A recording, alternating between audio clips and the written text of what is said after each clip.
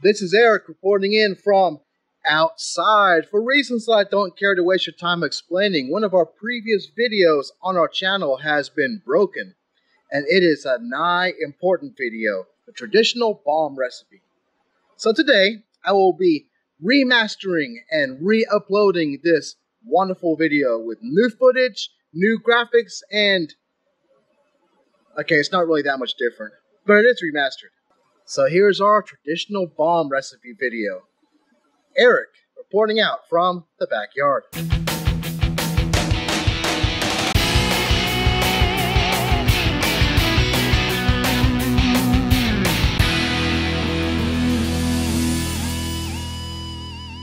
So today we're doing a traditional BOMM. I am so excited for this. BOMM? Like explosion in your mouth bomb? Yes, but not that kind of BOMM. Bray's 1 month mead. Who's Bray? Dr. Bray Denard. A long time ago, it took a long time to make mead. You would ferment it, then you'd have to age it for a year, sometimes longer, before it was drinkable. And then Bray came up with his signature recipe, Bray's 1 month mead. It's a very specific and detailed schedule of nutrients and yeast that allows you quite literally to go from pitch to bottle in 1 month. You'll ferment this today, and 1 month later, you'll be drinking it. Bray's 1 month mead. Bray's a very good friend of mine. Wait a minute. Is this kind of like the time when Michael Bolton came and played D&D with you? He did. He played a dwarf fighter. So what equipment will you need? Well, you won't need much. A carboy. A measuring device. Wait a minute. Whoa. A carboy? Didn't you say we should ferment in a bucket and secondary in a carboy? You know, it's preferable to ferment in a bucket and secondary in a carboy. But I want to ferment in a carboy for no other reason than I want to ferment in a carboy. Okay. Besides a carboy, you'll need a measuring device and another measuring device. Okay. Ingredients. We're going to need 17.5 pounds of honey. 17? I knew you would. Wait a minute, the last one was 9. Are you sure we shouldn't do this in a bucket? I knew you would flip over that. We'll be fine. I promise. That's a lot. Fermate O and Fermate K. And potassium carbonate. Okay. We're also using a starter for this recipe. I prepared the starter beforehand. What's a starter? A starter is essentially a whole ecosystem that you make 2 or 3 days before you make your mead. We're using a liquid yeast for this recipe, Wyeast 1388. Please note that in the unedited BOMM video, we used Wyeast 1388. We have since switched to EC 1118, and the reason for this is we found EC 1118 just slightly a little bit more forgiving, although you do have to age it in the bottle just a little bit longer. I know for myself, I would prefer, to have to let it sit a little bit longer for that ease of use. Really, it doesn't matter which way you go, both will work. It's really your preference. Liquid yeast is a bit different from dry yeast. With a dry yeast, you can rehydrate with Go Firm and pitch. With a liquid yeast, you want to make a starter, which essentially increases the yeast cell count so you pitch more yeast. Don't you think we should show the viewers how to make the starter? We should, but it's actually quite simple. You mix some honey, some water, some Go Firm, put the yeast in there, shake it up, and let it sit for 2 days. Maybe we'll set it up for I forgot to make the video, man. Okay, shit, I drink a lot. I did forget to push record when I made that starter, but it really is so easy. Take a sanitized container, fill it with about 1/2 gallon of spring water, add 1/2 cup of honey, 1 teaspoon of Go Firm, and shake the devil out of it. Mix it up real good. Pitch an activated smack pack of Wyeast 1388. You want to take the smack pack out of your fridge a few hours before you pitch to let it come to room temperature. And you want to activate at least an hour, but not more than 2 hours before you pitch it. What? Why are you in my cutscene? Ferment O, Ferment K. What are all these? That's a yeast nutrient. We're gonna use those to make our mead. Why so complicated? Why don't we just use wine nutrient like we did last time? That's not gonna work this time. Last time we made a hydromel, which is less than 10% alcohol. This is gonna be 16%. When you're making mead with that kind of alcohol, you really need a much more efficient nutrient schedule. All that front-loading stuff just won't work. I got a great idea. We'll use raisins. What? I watched this YouTube video. The guy used raisins for a nutrient. I thought it was very clever. Well, let's see what Doing the Most has to say about that. On this episode of Doing the Most, we're going to answer the question, are raisins a good source of nutrient for your mead? Moment brews and very sorry. No. They're not. They're not. They're not. And a very special thank you to Doing the Most for letting us use your content. Anyway, how much honey do we need? You said 17 and a half? 17 and a half. So this is what? That's 12 and a half? 1 gallon is 12 and a half pounds. So we're going to pour this in there. We're going to add some water to that, shake it out, do that a few times. When that is empty, another 5 pounds? When that's empty-ish, we're going to put it here, zero it out, add 5 more pounds, and do the thing. All right, let's get to it.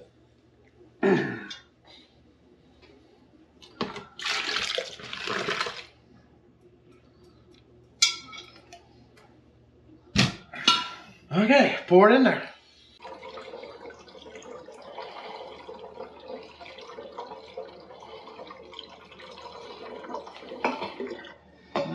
I'd say a little more than you got 5 gallons. It's not 5 gallons yet. I think you're correct. Let me rinse off the thing.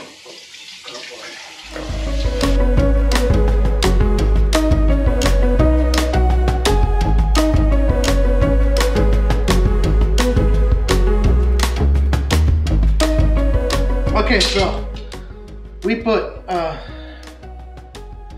too much in here. We forgot that there was about a half a gallon of liquid in the starter. We put that in now? Yeah, but we put too much. We overfilled it. So let's put some more honey, and I hope it'll be okay, huh? Okay. Should I get the starter ready? It's ready. Okay. I'm just gonna put some more of this, and then we're gonna shake it.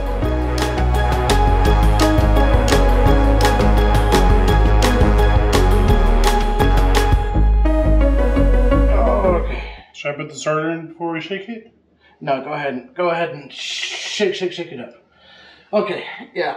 Whenever you do this, remember that you have a half a gallon of water in your starter. So deduct a half a gallon from your whole measuring thing. Now we're gonna put our now we're gonna pitch our starter. It is slippery, guys. We put too much in there.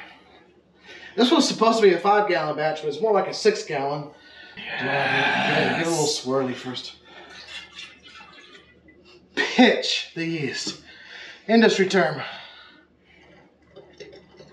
How much am I going? All of it.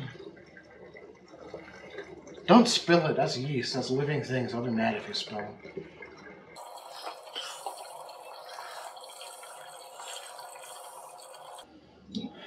There you go. Okay. This was supposed to be a 5 gallon batch, but it's more like a 6 gallon batch? Yeah, it's more than 5 gallons, but that's what the extra honey was for. And we're done. We're good to go. So we're gonna put a bung and a airlock on top, and we're gonna be good to go. Okay, so we're all done. Man, mostly. What a workout that was. God, dang. We should take a gravity reading. We're gonna get a gravity reading. We probably should have done that before we pitched, but we kind of had a lot of meat, we forgot. Ready? Go. We're not going to pour this back into the carboy, so we don't really have to worry about sanitizing it or whatever. And just get in there. Just put that in the bottom and kind of like do that little...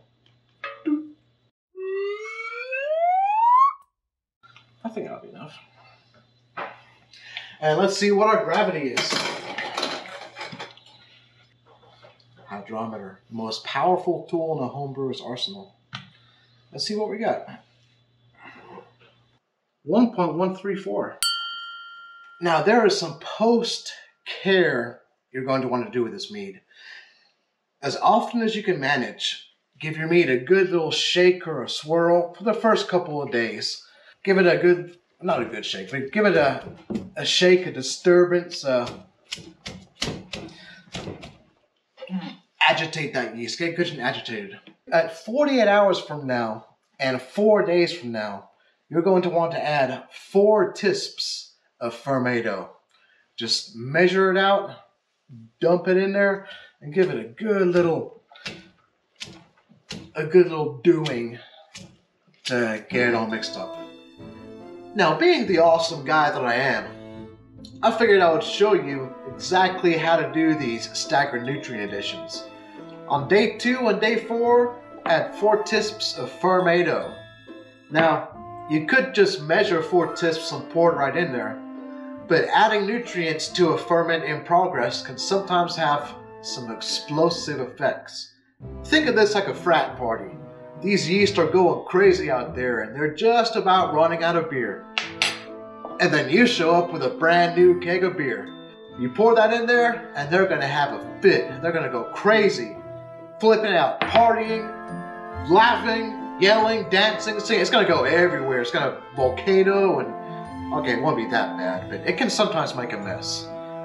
You can help alleviate this by degassing the meat a little bit before you add your nutrients. So give your carboy a bit of a shake, a little bit of agitation.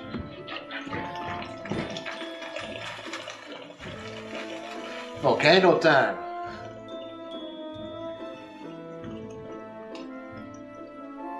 It's good to agitate this several times a day during the first half or so of fermentation. Some of the yeast will go dormant and settle down to the bottom of the carboy. You want to get them back into suspension, especially when you're about to put some nutrients in there. So let's give this a swirl, get everything all nice and swirled up in there.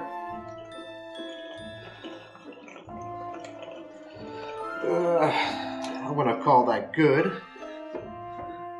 Okay, take off your airlock and just go ahead and give an extra spray of sanitizer just to be on the safe side, you know? You can never have too much sanitation, but you can have not enough sanitation. Take a sanitized jar. Fill it about a quarter way, a third of the day with room temperature bottled water. And then measure 4 tisps of fermento into it. Fermento can get very gunky and clumpy when you get moisture in there. So instead of putting my sanitized spoon in the jar, I'm just going to pour some of the ferment into my spoon. And you don't have to be exact with this. It's roughly a teaspoon. You're good to go.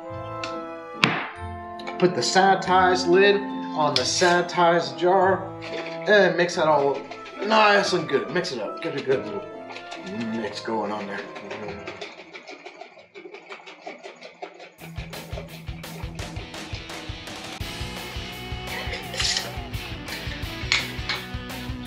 The fermento is mixed up.